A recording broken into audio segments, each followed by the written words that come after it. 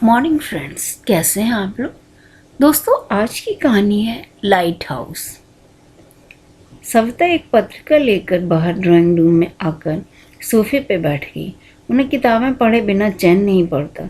रमा आकर टेबल पर चाय रख गई। बिना बोले ही सब समझ जाती है। जब काम पर रखा था तब 2 दिन बस उसे काम बताना पड़ा। तीसरे दिन में सब कुछ बिना बताए करने लगी। बेबी के लिए क्या बनाना है आज? रमा ने पूछा। अभी तो खाना ही खाएगी, शाम को उससे पूछ लेना, सविता ने बोला। रमा को भी रमा भी अपना कप लेकर वहीं बैठ गई। फिर चाय खत्म कर किचन में ठीक ठाक करने चली गई। सविता के बहू बेटे दोनों शहर के जाने माने डॉक्टर थे। बेटा ऑर्थोपेडिक सर्जन और बहू गायनिकोलॉजिस्ट सर्जन। शहर में खुद का बड़ा हॉस्पिटल था। बिजी इतने थे कि कभी बेटा तो कभी बहू और कभी दोनों घर नहीं आ पाते थे। हॉस्पिटल के मरीज भी इतने होते थे कि घर आने को तो क्या, खाना खाने की भी फुर्सत नहीं मिलती। तभी तो रूपल के 5 साल की हो जाने के बाद भी जब दूसरे बच्चे के आने की कोई संभावना नहीं दिखी तो सविता ने भी कोई जिद नहीं की। माता पिता के पास जब समय ही नहीं तो क्या फर्क पड़ता है, बच्चा एक है या 4। उनके पति की मृत्यु तो बेटे की शादी से पहले ही हो गई थी। बेटा डॉक्टर था, बिजी था, बहू भी डॉक्टर थी, दोनों बिजी थे। रूपल के जन्म के बाद ही उनका अकेलापन वास्तव में दूर हुआ। 3 माह की उम्र से ही रूपल को उन्होंने ही संभाला है। बहू भी निश्चिंत, घर में हर काम के लिए बाई लगी हुई थी। उनका काम तो रूपल की देखभाल करना था और उसका पालन पोषण करना। अपने एकाकी जीवन में रूपल के रूप में उन्हें जो नन्हा खिलौना मिल गया था वह पूरा समय उनका मन लगाए रहता। तभी रूपल ने पहला शब्द माँ नहीं दादी बोला था। बहुत समय तक तो वह अपने माता पिता को अजनबी समझकर गोद में जाते ही रोने लगी थी। 5-6 साल की होने पर उसे समझ में आया कि वे उसके माँ बाप हैं। तभी रूपल अपनी दादी अर्थात सविता जी से काफ़ी नज़दीक थी। बचपन से अब तक, चाहे पढ़ाई की समस्या हो या व्यक्तिगत। रूपल के लिए तो तबीयत खराब हो तो दादी, सहेली से झगड़ा हो गया तो सुलह करवाने के लिए दादी। तभी रूपल उन्हें लाइट हाउस कहती थी। आप तो मेरी लाइट हाउस हो दादी। Light house? वह कैसे? सविता जी हंसते हुए बोली। जैसे सागर किनारों पर, टापुओं पर जहाज़ों को अंधकार में रास्ता दिखाने के लिए लाइट हाउस होते हैं, जो न उनका मार्गदर्शन करके दुर्घटनाग्रस्त होने से बचाते हैं। वैसे ही आप मेरी लाइट हाउस हो, मेरी मार्गदर्शक, मेरा प्रकाश स्तंभ, जो मुझे हर अधिकार से रोशनी दिखाता है। वही रूपल देखते देखते बड़ी होकर MBBS करके इंटर्नशिप भी कर रही है। समय जैसे पंख लगाकर उड़ गया, लेकिन दादी पोती के बीच के स्नेह में जरा भी अंतर नहीं आया। वह स्नेह सूत्र तो अभी भी वैसे का वैसा ही है। सविता जी नहीं चाहती थी कि रूपल डॉक्टर बने। अपने बेटे बहू की व्यस्तता के चलते उन्होंने उनकी गृहस्थी की हालत देखी थी। आज भी वह घर गृहस्थी बस सविता जी के कंधों पर टिकी ही थी।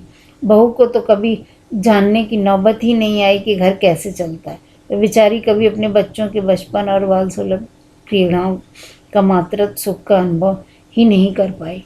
हजारों बच्चे उसके हाथ से जन्मे, सुरक्षित इस दुनिया में आए, लेकिन आज वह खुद अपनी इकलौती बेटी के जन्म की खुशियाँ नहीं मना पाई।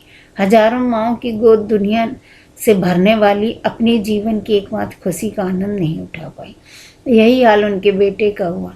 हजारों दुखती रगों को सहलाने वाला, हजारों टूटी हड्डियों को जोड़ने वाला उनका बेटा अपनी ही संतत से समया भाव के कारण नेह की डोर नहीं जोड़ पाए। रूपल को सविता ने माता पिता दोनों का भरपूर प्यार दिया। कभी उसके मन में उनके प्रति शिकायत नहीं पनपने दी। तभी तो वह उनके प्रोफेशनल और उन दोनों की बहुत इज्जत करती है। वह खुद भी ठान बैठी है डॉक्टर बनने की सविता को डर लगता था यदि रूपल को ऐसा परिवार मिला जहां उसके बच्चों की देखभाल करने वाला कोई न हो तो। रूपल भी डॉक्टर बन गई। दादी की लंबी पुकार सुनकर सविता अपने विचारों से बाहर आई। रमा के दरवाज़ा खोलते ही रूपल दौड़ती हुई आई और सविता के गले में बाहें डालकर झूल गई। इतनी बड़ी हो गई लेकिन अभी तक बचपना नहीं गया तेरा, सविता ने उसके सिर पे हाथ फेरते हुए कहा। और कभी जाएगा भी नहीं, रूपल ने दादी का गल चूमते हुए कहा। पगली तुम कहीं कभी बड़ी होगी कि नहीं, सविता ने हल्के से गाल पे चपत लगाई। बड़ी कैसे हो सकती हूँ, मैं तो कल भी आपसे छोटी थी और आज भी उतनी छोटी हूँ और हमेशा छोटी ही रहूँगी। रूपल ने उसके गाल पर अपना गाल रगड़ते हुए कहा। सविता को हंसी आ गई। चल जा, हाथ मुँह धो ले, खाना लगवाती हूँ।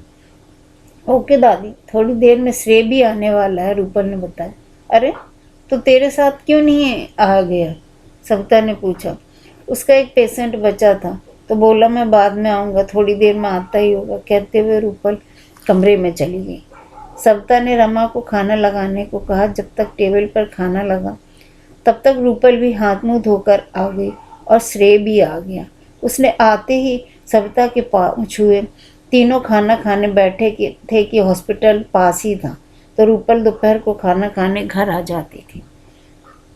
श्रेय खाना खाने यहीं आ जाता था। रूपल और श्रेय के साथ ही MBBS किया था, अब इंटर्नशिप भी साथ कर रहे थे। साथ पढ़ते पढ़ते एक दूसरे को पसंद करने लगे। श्रेय खुद भी अच्छा सुसभ्य सुसंस्कृति था और उसकी फैमिली भी अच्छी थी। मना करने का कोई कारण नहीं बनता था, बस सविता को थोड़ा सा डर लगा रहता था कि रूपल भी अपने माता पिता का ही इतिहास दोहराएगी। फिर सोचती कि अभी तो उनके हाथ पैर भली भांति चल रहे हैं, रूपल के बाद उसके बच्चे की परवरिश वे आराम से कर लेंगी। वे बच्चे और फिर अपनी जल्दबाजी पर उन्हें खुद ही हंसी आ गई। समय अपनी गति से आगे बढ़ता गया। रूपल और श्रेय की इंटर्नशिप खत्म हो गई। श्रेय ऑन्कोलॉजी में MD करने लगा और रूपल गैस्ट्रोएंट्रोलॉजी में। हाँ, दोपहर का खाना सविता के साथ खाने का नियम नागा चल रहा था, जिस पे अक्सर श्रेय भी होता ही था। अब तो श्रेय से भी सविता को वैसा ही स्नेह हो गया था जैसा रूपल से था। उनके दोनों ही बराबर थे। MD होते ही शादी की तैयारियां थीं। धीरे धीरे सविता भी याद करके रमा को साथ लेकर छोटी मोटी तैयारियां करती जा रही थी। बड़े काम, होटल बुकिंग, कैटर्स, डेकोरेटर तो बेटा बहू ही करेंगे, लेकिन छोटी छोटी तैयारियां ही ज़्यादा रहती। सोबे और रमा मिलकर रोज़ जितना बनता निपटा लेती। सविता की व्यस्तता दिन ब दिन बढ़ती ही जा रही थी। एक तो वैसे भी गृहस्थी का सारा भार उन पर ही था, उस पर अब विवाह की तैयारियों का अतिरिक्त काम। लेकिन इतनी अधिक व्यस्तता में भी वे देख रही थी कि रूपल कुछ बुझती सी जा रही थी। क्या यह नए घर में प्रवेश में जाने की घबराहट है या जन्म की चिरपरिचित घर छोड़कर जाने की व्याकुलता भरी उदासी?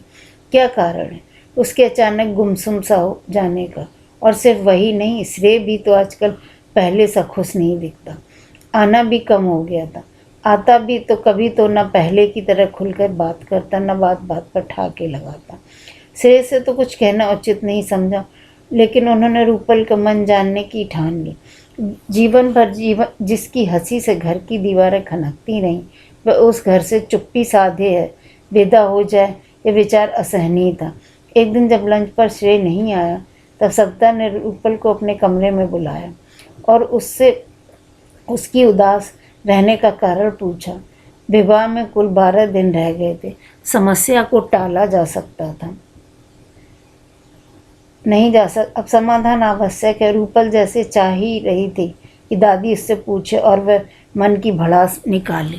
दोस्तों, आप लोगों को यह कहानी कैसी लगी? अगर आप लोग मेरे चैनल पर नए हैं तो प्लीज़ लाइक कीजिए, सब्सक्राइब कीजिए और सपोर्ट कीजिए। धन्यवाद।